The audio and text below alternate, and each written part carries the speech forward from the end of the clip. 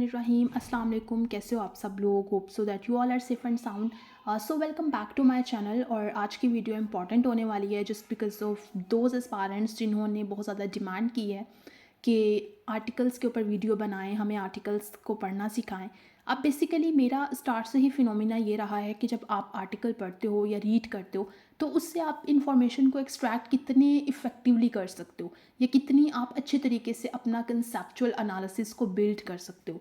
तो ये वीडियो भी इसी लिहाज से है कि आप किस तरह से जो है वो अपनी एक आर्टिकल है आपने उसको पढ़ा और आपने फौरी तौर पर इम्पॉर्टेंट पॉइंट्स को जो है वो लिख लिया।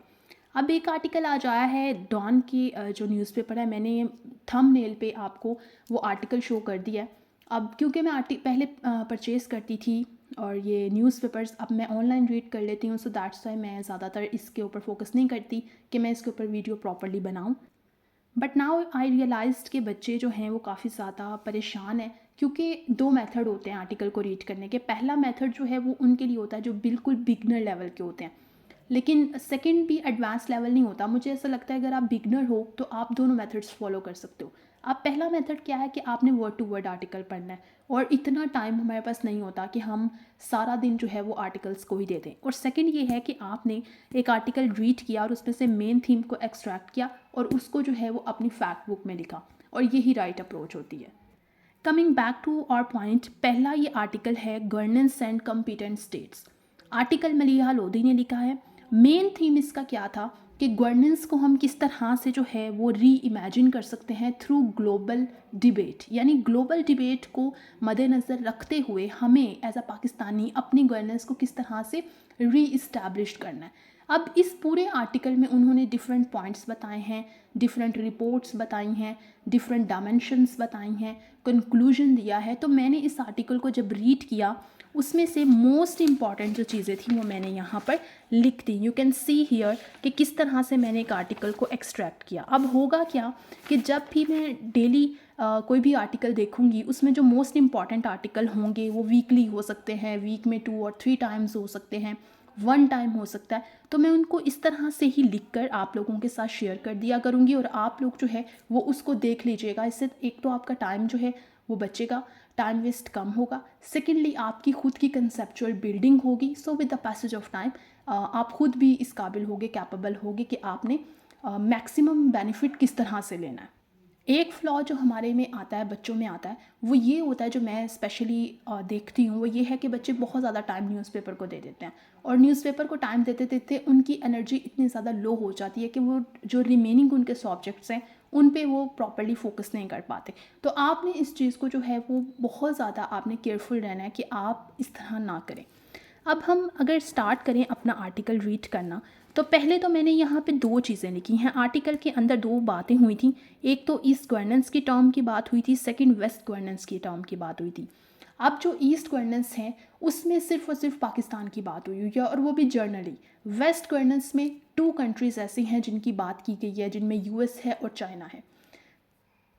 पहली बात उन्होंने ये की है कि गवर्नेंस जो है वो डेलिब्रेटली कॉन्स्टिट्यूट्स करती है the fate and fortune of nation, यानी किसी भी नेशन का जो फेट है, जो उसकी किस्मत है, वो एक गवर्नेंस के हाथ में होती है। और सेकेंडली ये एक ग्लोबल फिनोमिना है regarding the quality of governance. अब ये बात सिंपल सी है कि गवर्नेंस जो है किसी भी कंट्री की अगर स्टेबल होगी, अगर गवर्नेंस के ऊपर प्रॉपर फोकस किया गया होगा या 21st ऑफ सेंचुरी के मीटअप्स को अचीव किया होगा, तो वहाँ की गवर्नेंस जो है वो स्टेबल होगी। अब यहाँ पर उन्होंने एक और क्वालिटी, एक और जो है वो इंडिकेटर बताया था। मैं थोड़ा सा क्लोज कर देती हूँ। क्वालिटी ऑफ गवर्नेंस में 3 चीज़ें इन्वॉल्व होती हैं और इन 3 चीज़ों के बगैर जो है वो गवर्नेंस को हम प्रॉपरली जो है वो उसको मेजर नहीं कर सकते। पहली चीज़ है इकोनॉमिक डेवलपमेंट, सेकंड चीज़ है इंस्टीट्यूशनल डेवलपमेंट और थर्ड है चैलेंजेस को किस तरह से कोप अप करना और किस तरह से फेस करके डिफ़िकल्टी को रिड्यूस करना।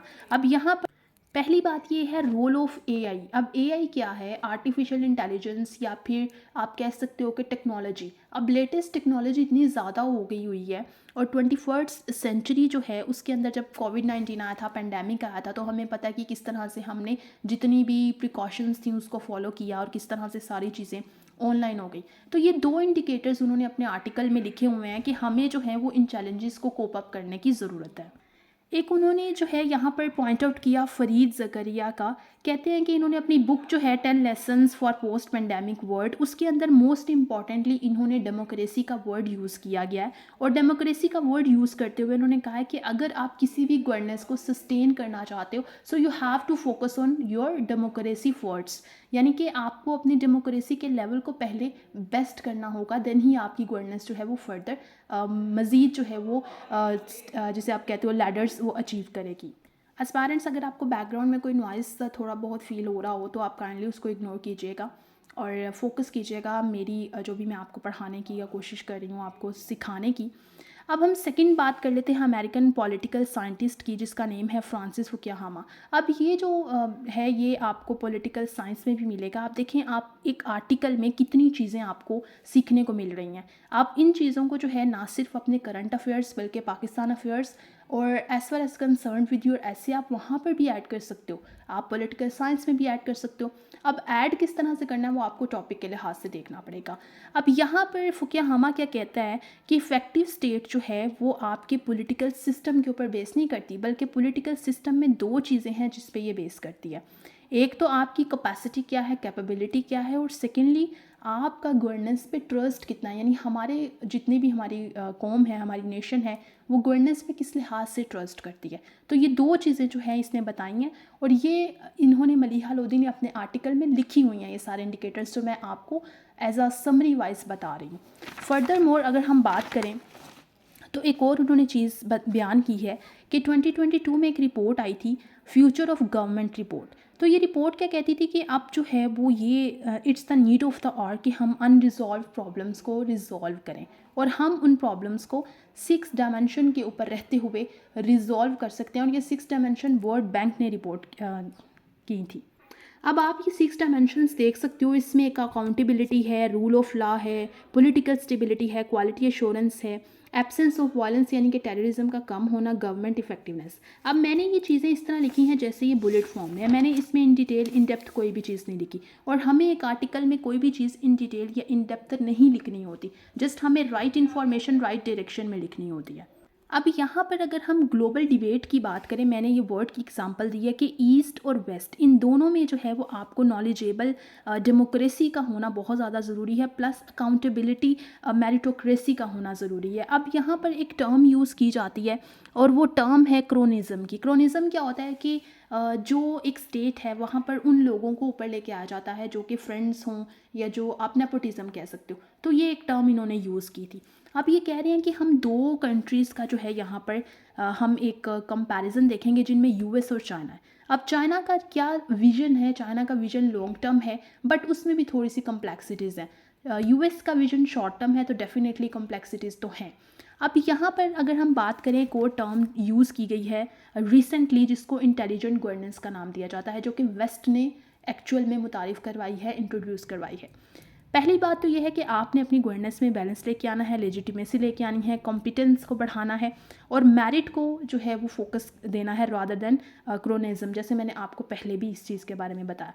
ओवरऑल अगर हम इस आर्टिकल की बात करें तो इसमें सिर्फ और सिर्फ गवर्नेंस की बात की गई है और इसमें यह बात की गई है कि किस तरह पाकिस्तान जो है वो इन टर्म्स को अचीव करते हुए या इन टर्म्स को जो है वो देखते हुए, लेसन लेते हुए इनसे अपनी गवर्नेंस को जो है वो स्टेबल कर सकता है। प्लस पेंडेमिक में वो वाली कंट्रीज़ जिन्होंने अच्छे से खुद को जो है वो बिल्ड किया, अपनी गवर्नेंस को स्टेबल किया, उससे हम किस तरह से लेसन हासिल कर सकते हैं। So that's all the summary of this article. So guys, एक दफ़ा मैं आपको ये सारा दिखा देती हूँ ताकि आप लोग अगर इससे इन्फॉर्मेशन एक्सट्रैक्ट करना चाहो तो आप कर सकते हो, या इसको अगर आप कॉपी पेस्ट भी करना चाहो तो दैट्स ओके, इसमें कोई प्रॉब्लम नहीं है क्योंकि इसमें सिर्फ और सिर्फ आपने जो है वो इंपॉर्टेंट इंडिकेटर्स लिखने हैं। अब इस तरह होगा क्या कि जब आप फैक्ट बुक बनाओगे तो फैक्ट बुक में आपको पता चल जाएगा कि भाई हमने किस तरह से इन्फॉर्मेशन लिखनी है। आप में से मैक्सिमम बच्चे क्या करते हैं कि वो जो है इन्फॉर्मेशन बहुत ज़्यादा एक्सटेंसिव वे में लिख देते हैं, पैराग्राफ्स लिखते हैं, तो आपने ऐसा नहीं करना। ओके गाइस, आई थिंक आपको कुछ ना कुछ इस आर्टिकल से सीखने को मिला होगा। आप आर्टिकल जब सामने रखोगे तो आपको सारी चीज़ें क्लियर हो जाएंगी और इंशाल्लाह हम मिलते हैं अपनी नेक्स्ट वीडियो में। स्टे ब्लेस्ड, टेक केयर, अल्लाह हाफिज़।